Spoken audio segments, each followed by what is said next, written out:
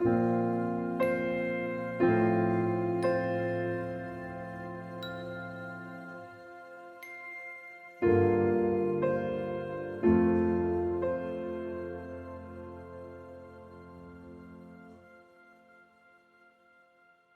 think that as a doctor, because you've read about it, you've learned about it, and you have explored within yourself how you're going to handle the emotion when it actually happens.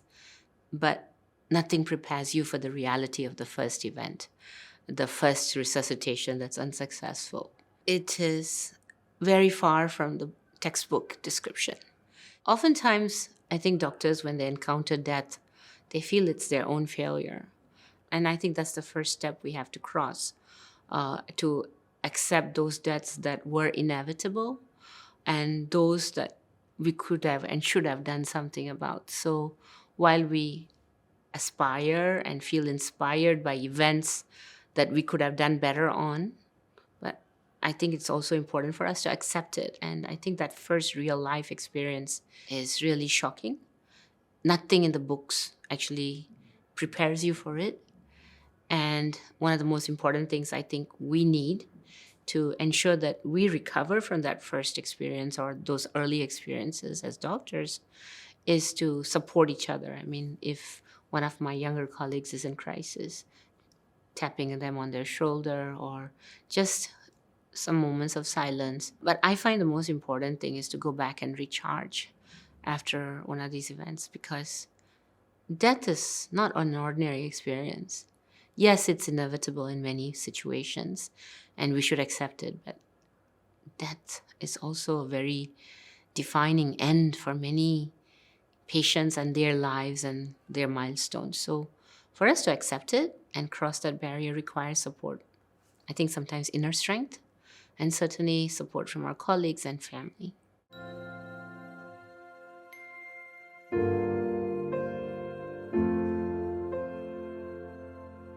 I think, when we start off as doctors, we have the impression that we're going to heal everybody and cure everybody. But I think that myth disappears over time as you mature. Certainly, I'm a kidney specialist, and it is not unexpected that my patients will die. But I think the most stark memory I have is one of my very young patient. It was an untimely death, I feel. Uh, I was teaching my daughter, guiding her over PSLE, and then I got a sudden call from the hospital to tell me that my dialysis patient was in extremis in the hospital. As I left my daughter behind, studying for her PSLE, I rushed to the hospital. When I arrived at the waiting area, I saw my patient's daughter also doing her PSLE work. And I realized, wow, she's my same age. And then, of course, we couldn't save my patient. And it struck me that untimely death is devastating for a kidney patient. There's so much loss for the child. She has lost her mother. The husband has lost his wife. And the mother has lost her daughter. That is, her parent had lost a daughter. So there's tragedy around. So in a way that really inspired me to pursue transplantation. So I think that means different things to different people in their profession. For me, it really inspired me to push forward for my goal to have transplantation be the best option that's available for as many patients as possible, because I think dialysis is not enough to save a lot of patients' lives. So to me, the death of my very young patient inspired me to strive very hard to develop the transplant program. So it can be an inspiration to pursue something very strongly with a lot of passion, spend a lot of time. And I feel very gratified that I've been able to do so many things for transplant patients in my career. So I think it's a career moving event that was prompted by the death of my very young patient, because their milestones are our milestones, right?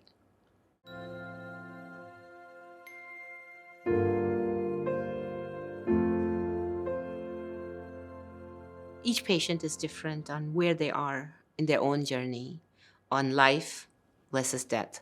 So it may well be that some take a shorter time because they've achieved their milestones. They've lived well, they see their children grown up, etc. Whereas others feel unfulfilled. There are things that are left undone, and they're not yet ready to accept the possibility of death. And we need to bring them slowly. And each patient is different. In Asia, death is a taboo topic, and we do need to approach this very, very sensitively. And when I approach a patient, I'll assess where they are in their milestones, what unfulfilled wishes they have. Is it even feasible for them to have their wishes fulfilled? And if it is not feasible, we try to get them going towards the journey. For example, a patient may not be doing well on dialysis. Then do they want to stop? Do they want to carry on? And these are questions that we do broach several times, or even if they don't want to start dialysis, because then death is inevitable when they don't want to start dialysis. And I think historically, doctors used to pay a lot of attention to what relatives would ask of the doctors. Oh, please don't tell my father, don't tell my mother that they have kidney failure. Don't tell them that they could die. But I think that's less of a distraction now because the focus has to be on the patient and his or her journey. And yes, death is part of our cycle. And getting them there gently, seeing what they're ready for, what they're not ready for. I recently had a patient who said the young doctor in the ward told her nothing could be done, so there's no need for her to come to hospital. She was very distraught. She cried, and she's not yet ready. I assess the situation based on what she says. So she was not yet ready, but a couple of more conversations later, yeah, she says, yeah, I see that. I think I've been admitted so many times. I know I'm not going to make it. Next time I come in, maybe we shouldn't go for this treatment that we talked about previously. So they will make their decisions one step at a time. But this conversation has to be had. It's difficult for us, but it's more difficult for the patient. And yes, sometimes I have the next of kin with the family, with the patient, but oftentimes the conversation is better if it's one-on-one with the patient. And then only as the patient feels like they have made a decision, then bring the next of kin in, because that's the decision I think we need to share with the rest of the family. Because bringing them along on the journey is also important. And there's a lot of protest we hear from family members. But I need the patient sometimes to explain what they have lived, what they have gone through, any suffering that they've gone through. The themes that often persist is, I don't want to suffer anymore. And that's an important decision the patient needs to make. And I would like to be let go peacefully. And I want my family to respect that decision. So I think that's the journey I personally take my patients on. It may not follow the same prescription for everyone, but I think that's an important journey. So that particular patient who was so distraught, we were relieved. And then she thanked me on her deathbed. She wanted to die in the hospital. And she thanked me for having been there for her journey and letting her go with dignity. And her family thanked me. They were so reluctant to let her go before. But even her family thanked me. So I think they appreciate the journey, and it takes some time and investment. Oftentimes, I find that a one-on-one relationship with a patient is so important to make this happen. If it's just a patient in passing, it's very difficult to tell them, I think you have to accept death. I think you need to build a bond with the patient. It doesn't need to be a long, long bond. It doesn't have to be years of conversation. The bond can be made in a few hours, a few conversations, or even sometimes with a very good physician, even one conversation can help that patient make that journey. But I think it's important to have that conversation. The other challenge I find is if I don't quite speak the lingo. And I feel my best language is either English, but I've picked up Hokkien. And I think given our elderly are largely Hokkien speaking, being able to speak in Hokkien I think is important, or even in Tamil is very important for myself. And the other thing is the body language, holding hands, moments of silence. All of these are important conversational pieces. Conversation doesn't happen only with words. It happens with body movements. And I think it's important for a doctor to be emotive and feel for that patient and understand them, to walk that journey with them.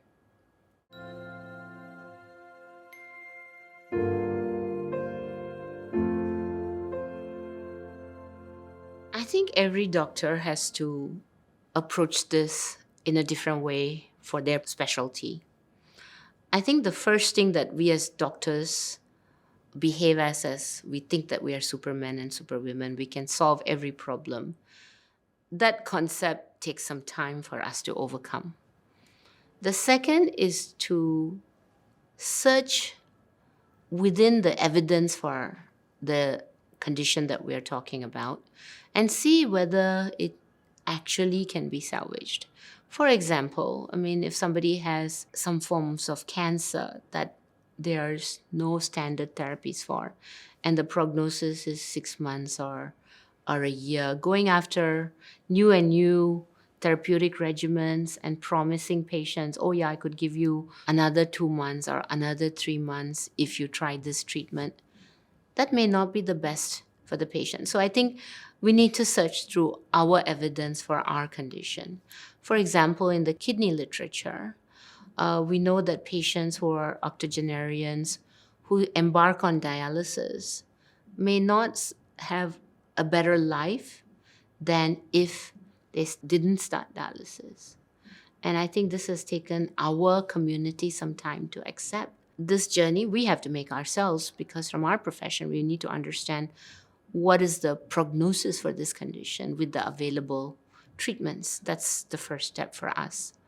The second step is to be comfortable enough to explain this to our patient.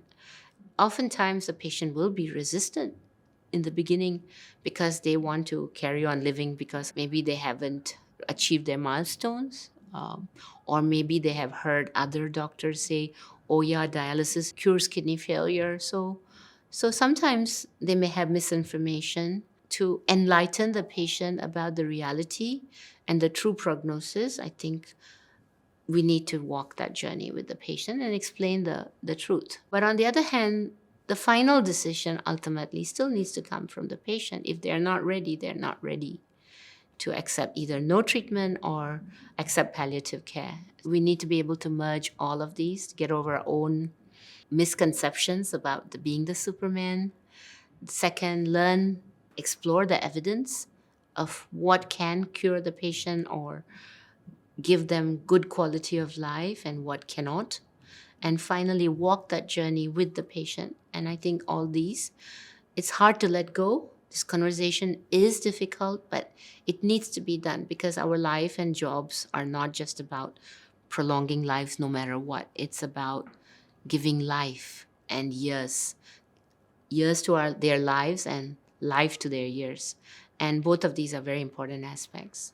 I deal with kidney disease and its consequences, and nearly 10% of my end-stage kidney failure dialysis patients may die in a year. So this is something that I need to psychologically prepare myself for.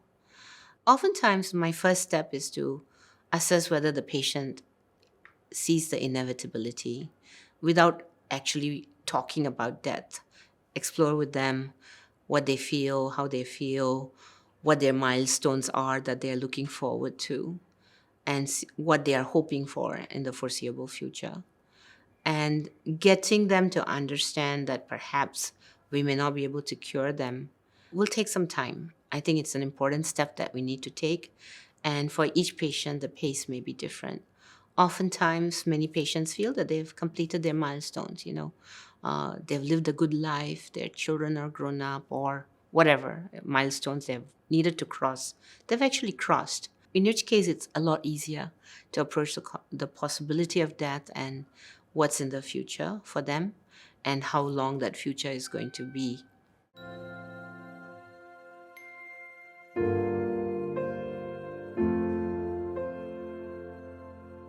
I think historically in Asian cultures, death was not a taboo topic. I recall in my younger days my dad telling me about a story about a relative who had an injury of some kind. and had decided, okay, his time has come, and he wanted everybody to not worry about him, and everybody prepared for his impending demise very peacefully. And I think even in Chinese cultures, if I'm not mistaken, the elderly, if they found themselves in the last legs of life, they would ask to leave them in a mountainside somewhere for them to live out their days in peace. And so I'm not sure at what point in time death became a taboo topic.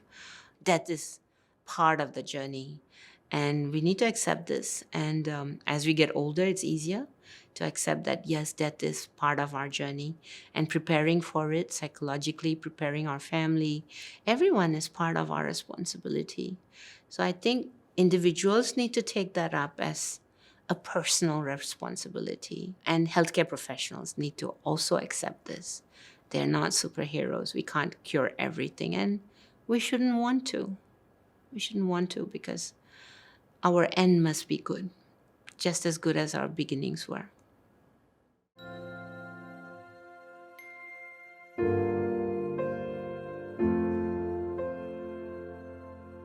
Oftentimes, when we are students or medical students or young doctors, we're told, don't invest so much emotion in your patient that you fall apart every time one of your patient experiences a bad outcome.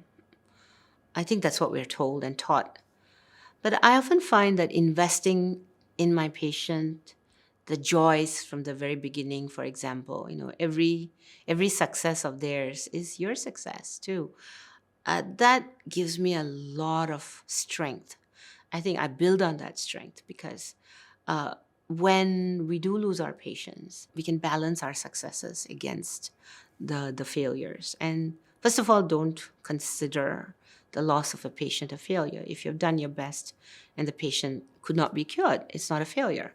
But having said that, I think when I see my patient that I've cared for a long time, if I lose that patient, I feel sad. I've lost a friend.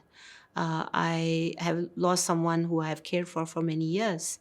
And that is something that, I'm a human being. I have emotions. So it's okay to cry. It's okay to hold hands with the relatives when the patient is dying. It's okay to empathize with the patient, hold hands, and even cry. I cried just 2 days ago because one of my patients is not doing very well. And it's okay to cry if you're a doctor. But the most important thing is to know that the next day you need to come back and take care of other patients. We shouldn't let this diminish our capabilities. I need to search back in my inner strength to try to tap upon my previous successes and say, so this patient had so many extra months or so many extra years because of the things that we did. And because of that, we are able to move on after this particular death. I would urge my younger doctors that it's okay to feel for your patients, that it's okay to cry. It's okay to feel a loss, but at the same time, don't let it bury you yourself as a physician or a healthcare provider. Search for inner strength, search for strength in your families and your colleagues to bring yourself back. Crying is a form of closure for us as well. It's easier to say this because I'm a woman, but it's all right to feel that about the loss of a patient. After a death of a patient, I think every doctor, if they've gone through an emotional crisis of some kind, needs to decompress in some way or other. My own approach is to just get back to family, stop thinking about work, and spend time with my husband, my children, or my grandchildren, and all these just bring value back to life, and then an appreciation of the importance of family, and that brings me back to be able to work and recharge myself the next day. We're always taught not to invest so much emotion into a patient that we feel devastated by it. I think as doctors, I think we need to be trained to be able to invest emotion, but at the same time not to be devastated by it. So I think they're two different things. To have no emotion about death, I think that's not feasible for many of us. Perhaps it is feasible for some of us, but For me, no. But on the other hand, will I get so devastated and paralyzed so that I cannot move on, that I don't have closure? I think no. I will learn from where I've made mistakes, if there have been any. But more importantly, I know that there's another group of patients that I need to commit to. And we are here with a purpose, and that is to heal and save as many lives as possible and prepare those where it's not possible to save them. So there's a lot of work ahead. And so I cannot be devastated. I need to have my strength. So I recharge myself. And I think that's a strength that we need to teach our doctors and healthcare professionals.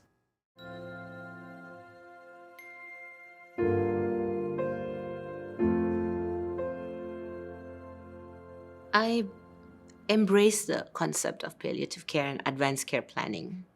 I think it's really important to plan our journey right. And whether it is in the beginning, as we journey through our milestones, or as we see the end that's near, whether it is for us, I think we need to guide our patients.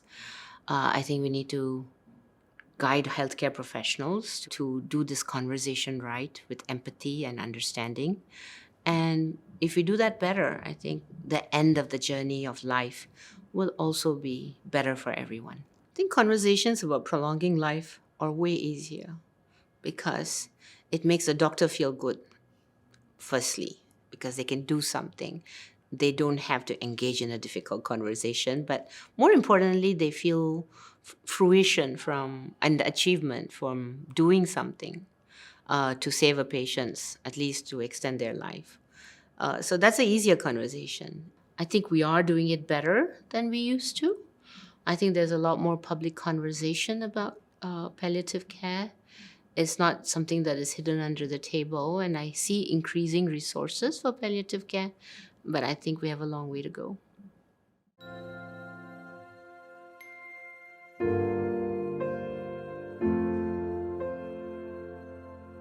I think one of the most important lessons we need to take away from the pandemic is to have enough resources for community care, for the community care for the well, community care for the intermediately sick, and even community care for the very ill who want to die at home. I think we need to make a lot of efforts in these direction, and we are only part way on this journey to ensure that we can build up our community resources for this purpose. I think every healthcare professional has had a lot of lessons that they've learned themselves, perhaps for themselves and their own families. How unpredictable life can be, how circumstances may change overnight, and how adaptive they need to be. I think isolation of people, individuals, of healthcare professionals themselves has been a significant game breaker, so to speak. But increasingly, we've been seeing a lot of elderly folks who have become very, very isolated during the COVID-19 period. And I think the biggest tragedies that we've had is have patients dying alone or being sick alone. And I think seeing that has been quite devastating for many healthcare professionals because we're not allowing their family members to be there with them if they are dying of COVID. So I think some of these have contributed to a lot of alienation from family, a feeling of loss and isolation and grief. And I think we need to appreciate that it has had a lot of consequences that were unforeseen.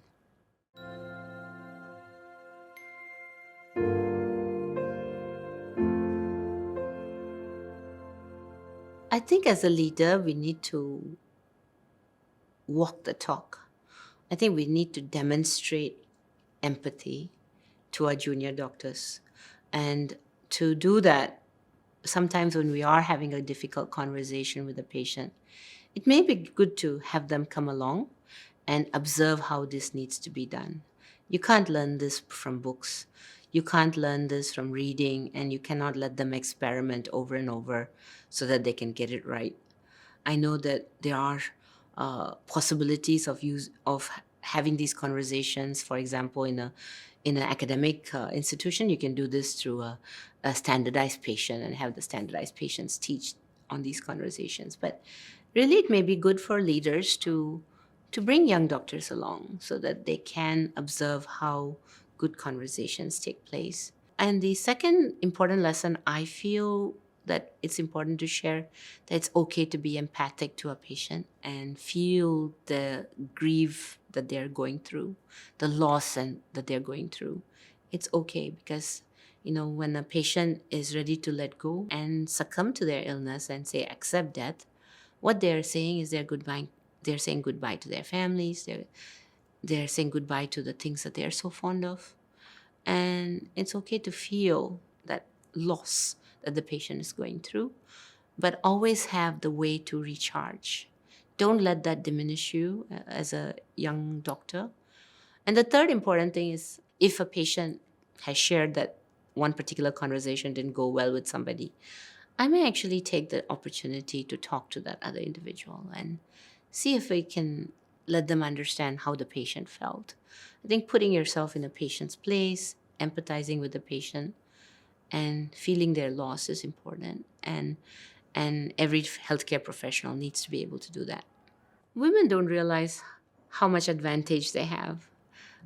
When they're faced with a difficult situation, a tear that comes out, it's all right. It's accepted for a woman to cry. But on the other hand, I don't know whether men feel they don't have that capability to cry in public. I think that's a bit of a human loss, that men feel that they can't cry in public. I hope that the corporate world that we live in, where women are supposed to ascend in the ladder of leadership, we don't take away that emotional aspect of being a woman, and we don't feel that, oh yeah, to be a leader, one has to be strong and don't cry. Strength doesn't reside in not being able to cry, I think. So I feel that it's okay to cry. It's okay to be strong and be someone who tears up at a very difficult situation, and especially when we are talking about losing a patient. When we talk about women leadership, oftentimes what's kind of broadcasted is the superwoman, the one who climbs mountains in her spare time and goes home and has 4 kids and does everything perfectly and comes in manicured and come to work with Gucci and everything. Intellectually, I don't like the idea of exalting superwomen. The reason is, everyone who's trying to manage a home and a career is really a hero. I mean, I think when we exalt superheroes, then the average woman who is trying to juggle with so many things feels that this is so extraordinary, that has no relationship to me at all, and may not feel that anyone is empathic to their situation. So I try not to put that up as my main way to encourage women leadership. I think on a real level, however, it does happen to be true, because we started training in the 1980s, and during that episode of training and education, for example, I trained in an American university, and I was only one of 18 women medical students in a class of about 80. So very small proportion. Now 50% of our class, our intake is women. So at that time, we had to work super hard to be recognized for the work. A lot of networking happens in male environments. So there is a kind of a setback for women. Women do take time off from work to have their children. And at the end of the day, you go home, you still have to worry about groceries. So yeah, we do have to worry about the house, and we do have to take the maternity leave when we have our children, and that sets us back in the career. But having done all that, we need to understand that we don't have to deny ourselves a career. We may postpone our career. And when the children grow up, we can resume. Most importantly, we need our families to support us. I was supported by my parents-in-law, my husband. Everyone supported me as I needed to bring up my children. And I think it's important that we train our sons and our daughters to look for that kind of support. For example, our sons should be trained to support their wives so that their wives can continue on their professional journey. So I think if we continue to make that kind of a difference, we'll all move in one direction. One is an intellectual concern that these are limiting if we only exalt the super women. But on the other hand, the reality is women do have to have multiple roles. And appreciating that is important. I think with COVID, we have done a little bit more advanced work in that area. Working from home allows a bit more flexibility.